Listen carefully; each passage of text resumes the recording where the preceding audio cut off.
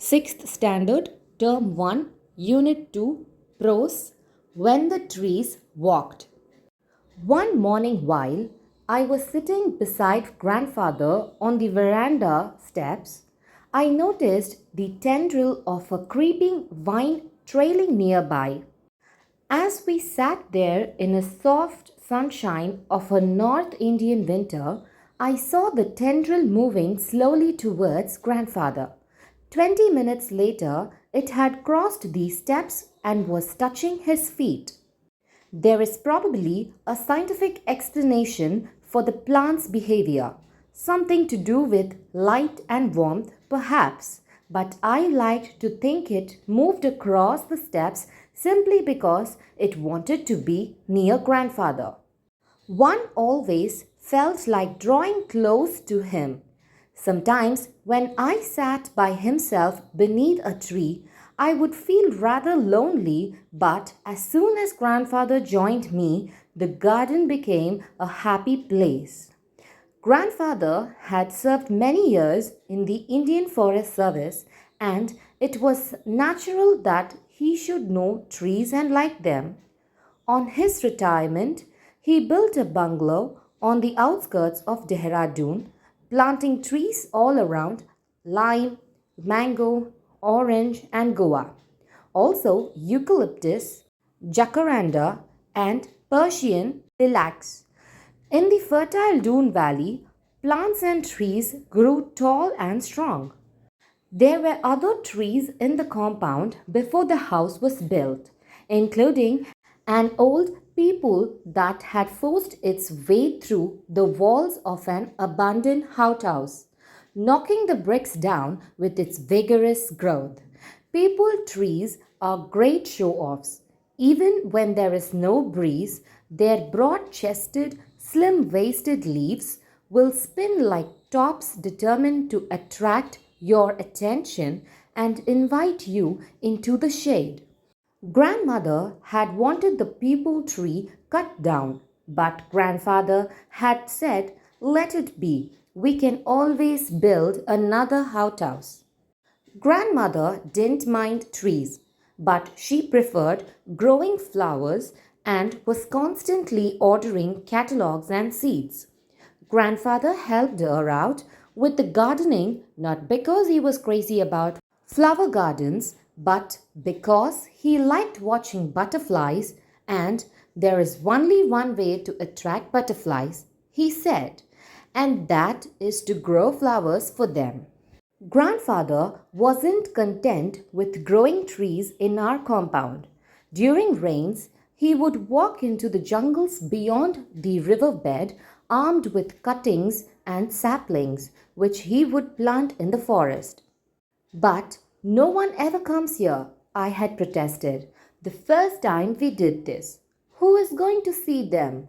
See, we are not planting them simply to improve the views, replied grandfather. We are planting them for the forest and for the animals and birds who live here and need more food and shelter. Of course, men need trees too, he added. To keep the desert away, to attract rain, to prevent the banks of river from being washed away, for fruits and flowers, leaves and seeds. Yes, for timbers too. But men are cutting down trees without replacing them. And if we don't plant a few trees ourselves, a time will come when the world will be one great desert. The thought of a world without trees became a sort of nightmare to me, and I helped grandfather in his tree planting with great enthusiasm. And while we went about our work, he taught me a poem by George Morris.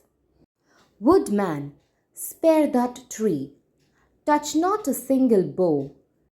In youth it sheltered me, and I'll protect it now.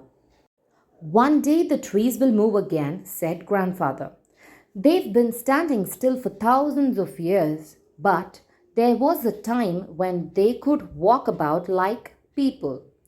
Then along came an interfering busybody who cast a spell over them, rooting them to one place.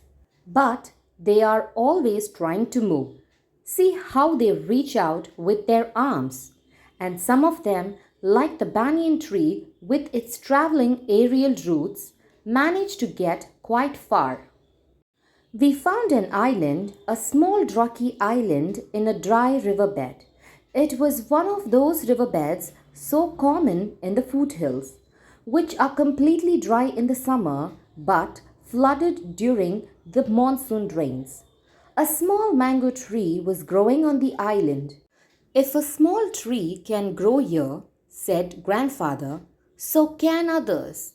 As soon as the rains set in, and while rivers could still be crossed, we set out with a number of tamarind, laburnum, and coral tree saplings and cuttings and spent the day planting them on the island.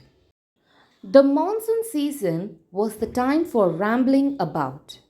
At every turn, there was something new to see. Out of the earth and rock and leafless both, the magic touch of the rains had brought life and greenness. You could see the broad-leaved veins growing. Plants sprang up in the most unlikely of places. A pupil would take root in the ceiling. A mango would sprout on the window sill. We did not like to remove them, but they had to go if the house was to be kept from falling down. If you want to live in a tree, that's all right by me, said grandfather crossly. But I like having a roof over my head, and I'm not going to have my roof brought down by the jungle. Then came the Second World War, and I was sent away to a boarding school. During the holidays, I went to live with my father in Delhi. Meanwhile, my grandparents sold the house and went to England. 2 or 3 years later, I too went to England and was away from India for several years. Some years later, I returned to Dehradun. After first visiting the old house, it hadn't changed much. I walked out of town towards the riverbed. It was February. As I looked across the dry watercourse, my eye was immediately caught by the spectacular red blooms of the coral blossom. In contrast with the dry riverbed, the island was a small green paradise. When I went up to the trees, I noticed that some squirrels were living in them, and a coal, a crow peasant, challenged me with a mellow, "Who are you? Who are you?" But the trees seemed to know me. They whispered among themselves and beckoned me nearer. And looking around, I noticed that other small trees, wild plants, and grasses had sprung up under their protection. Yes, the tree we had planted long ago had multiplied. They were walking again. In one small corner of the world, grandfather's dream had come true. When the Trees Walked by Ruskin Bond.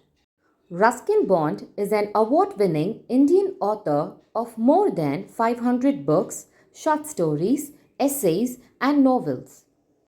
He writes poetry and books for children as well as adults. He lives with his adopted family in Landur in Mussoorie, India.